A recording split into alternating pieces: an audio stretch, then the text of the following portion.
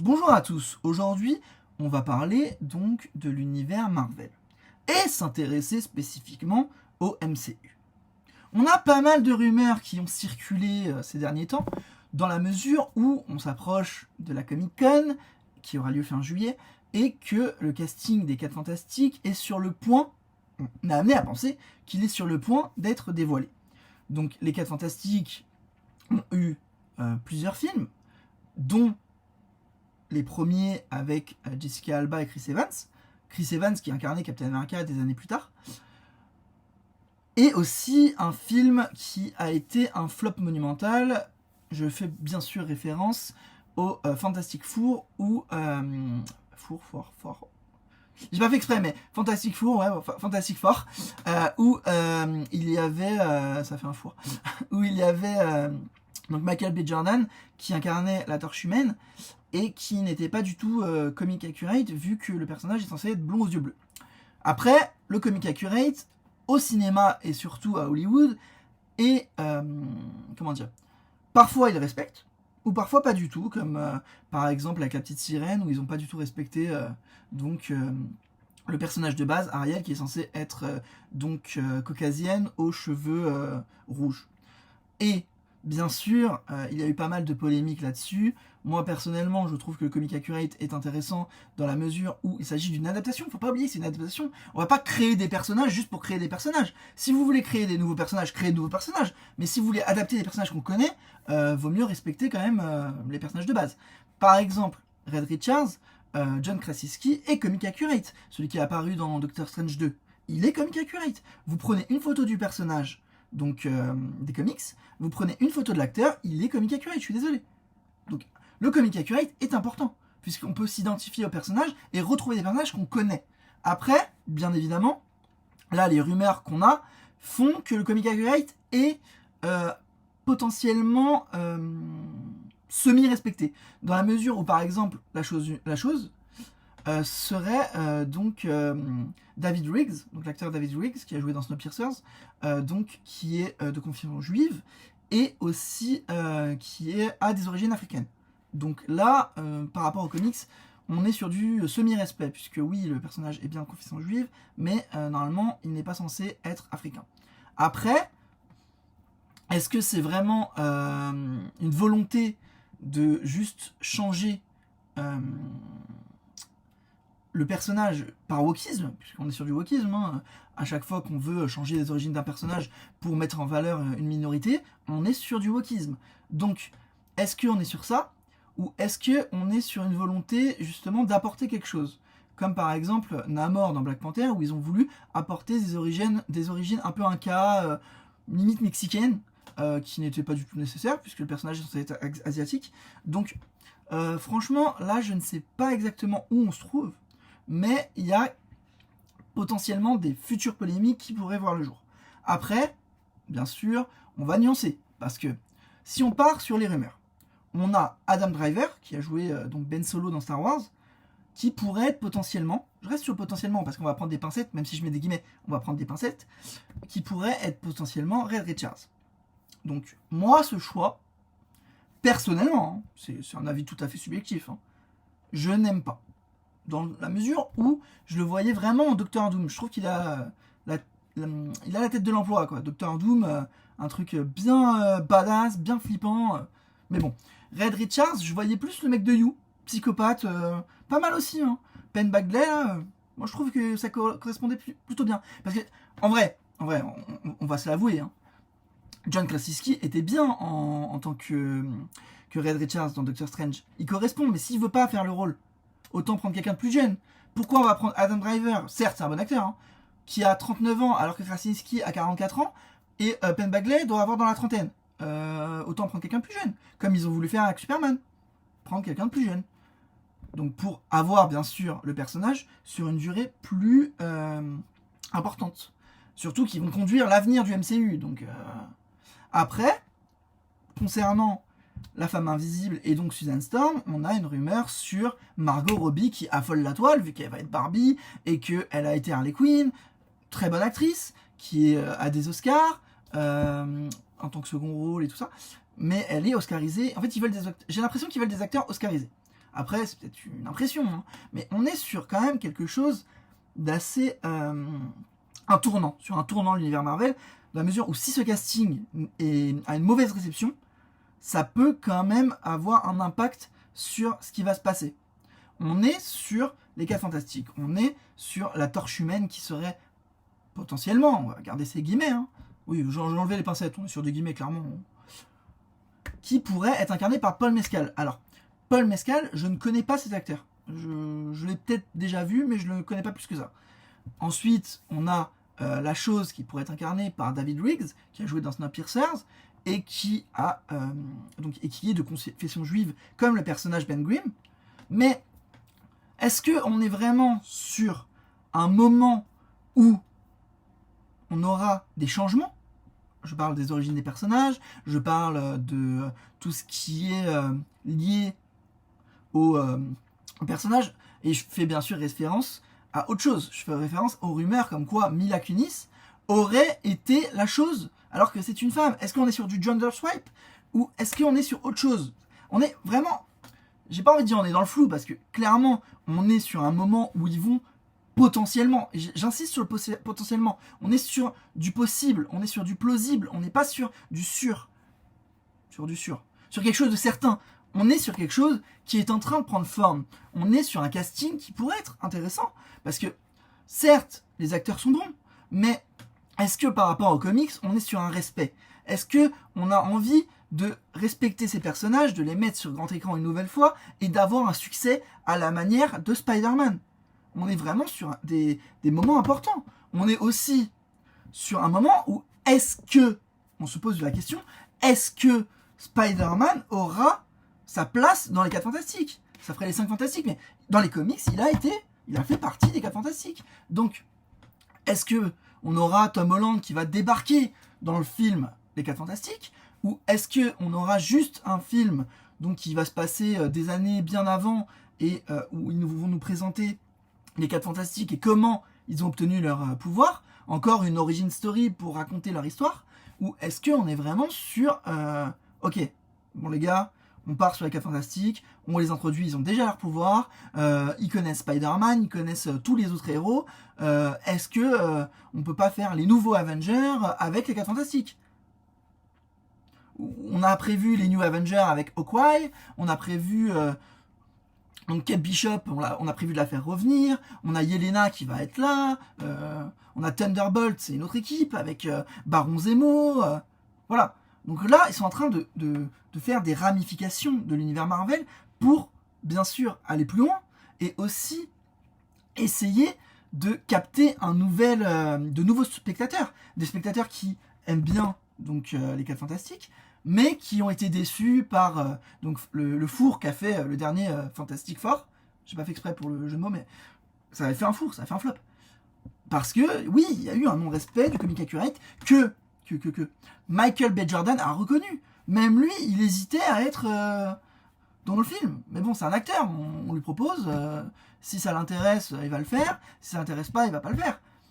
Et on peut même faire référence à une autre polémique où on a une rumeur comme quoi on aurait un Black Superman qui serait Kal-El. Et donc, bien sûr, là, le comic accurate n'est pas respecté. Et Michael B. Jordan a dit il faut respecter les fans qui veulent voir des personnages qu'ils connaissent, pas des changements comme ça, wokistes, dans la mesure où il n'y a pas de comics où cela existe.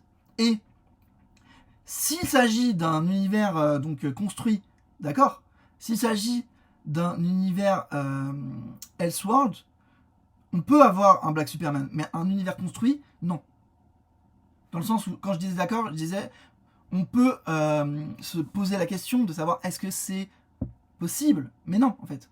C'est pas possible, parce que s'ils veulent respecter les comics, parce qu'on est quand même sur du respect des comics. Il y a plein de gens qui me disent non, ça respecte pas les comics, mais je vous rappelle que le matériel de base, c'est quoi?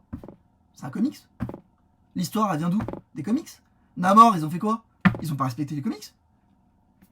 Je suis désolé. On est sur un besoin de respect des comics. On n'est pas sur un besoin de créer des personnages, identifier toutes les minorités possibles, comme dans les séries américaines de nos jours. Hein. Je suis désolé.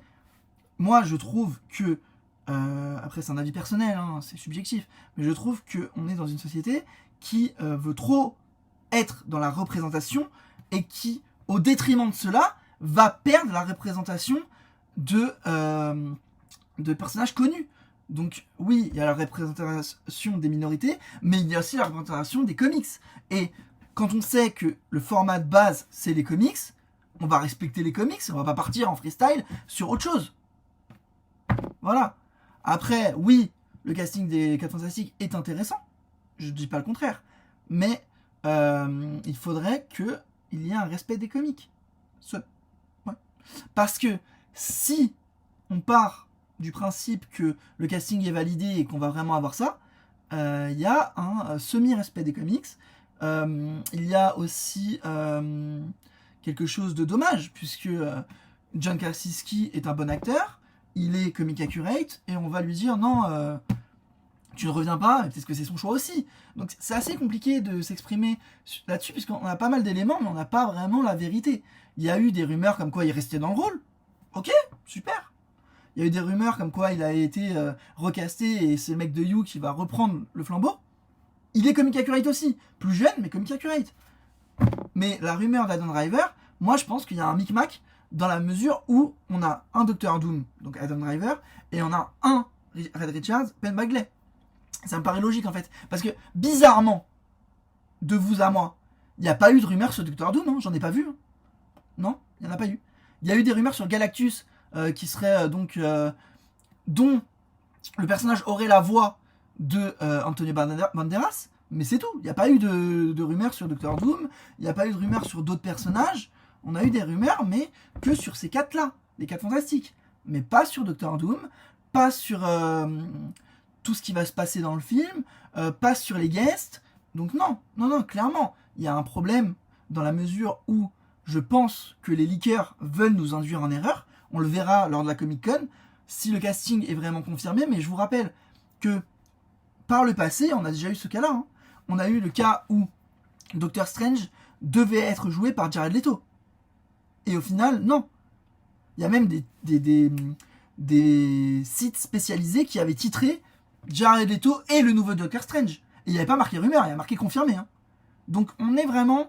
Je pense qu'on est sur un moment où Marvel essaye d'utiliser les leaks pour nous induire en erreur. Et je vais préciser ma pensée, puisque si vraiment ces leakers étaient bien cachés, alors pourquoi tout le monde sait qui sont les leakers ?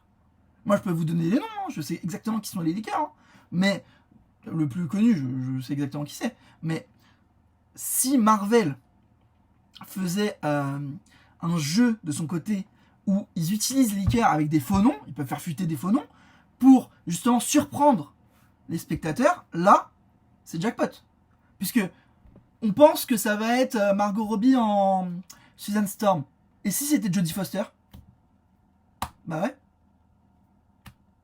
Celle qui a joué dans Free Guy, elle est comic accurate. Ça peut être quelqu'un de moins connu. Elle est connue, hein, elle a eu des récompenses et tout. Mais elle est... Dans les noms qui reviennent, on a Vanessa Kirby, on a Amanda Seyfried, on a pas mal de noms qui ont tourné sur ces personnages. On a même, pour Red Richards, on a Tom Ellis, Lucifer, qui a tourné sur... le nom a été mentionné. On a Henry Cavill, qui a été mentionné. Superman, qui pourrait être Mister Fantastique. Donc là, on est sur un tournant de l'univers Marvel. Et personnellement, j'ai hâte de savoir ce qui est vrai et ce qui est faux. Puisque les 3 Spider-Man dans No Way Home, c'était une rumeur à la base. Une rumeur qui avait été véhiculée et que peu de gens voulaient croire. Il y a même des spécialistes qui se disent spécialistes sur YouTube qui disaient non, c'est pas possible.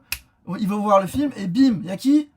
Peter Parker en 3 versions. Tom Holland, Tobey Maguire, Andrew Garfield. Le rêve quoi. Et donc, moi, sur ce, je vais vous dire à la prochaine. J'espère que vous avez aimé cette petite vidéo. Et bien sûr, n'hésitez pas à théoriser, n'hésitez pas à argumenter, n'hésitez pas à échanger, puisque c'est le but en fait. Moi, je vous donne des éléments. Si vous avez des questions, allez, c'est parti. Si vous avez des interrogations, dans le sens où c'est pas des questions que vous allez me poser, mais genre, j'ai pas compris, par exemple, ce que tu disais au sujet de Red Richards, ça va vraiment être Adam Driver ? Moi, je vais te dire bah oui ou non. Sur Twitter, j'ai eu pas mal de débats avec des personnes qui me disaient oui, Marvel, ils s'en fichent du comic accurate. Bah, je suis désolé. Quand on voit Doctor Strange, le 2, hein, Red Richards, il est comic accurate. Donc s'il s'en fichait du comic accurate, pourquoi il serait comic accurate? Pourquoi ce serait un fancast qui a été évoqué depuis des années, qui ferait partie du film, malgré son triste destin, et bien sûr Black Bolt qui arrive dans le film Doctor Strange et qu'on voit 10 secondes parce que bien sûr il y a eu quelque chose de grave, mais pourquoi en fait? Moi je me pose la question, pourquoi on dit ils ne respectent pas les comics alors que la majorité de leurs personnages sont comic accurate? Je peux même vous citer Scarlett Johansson en La Veuve Noire, je suis désolé, Black Widow, elle était comic accurate.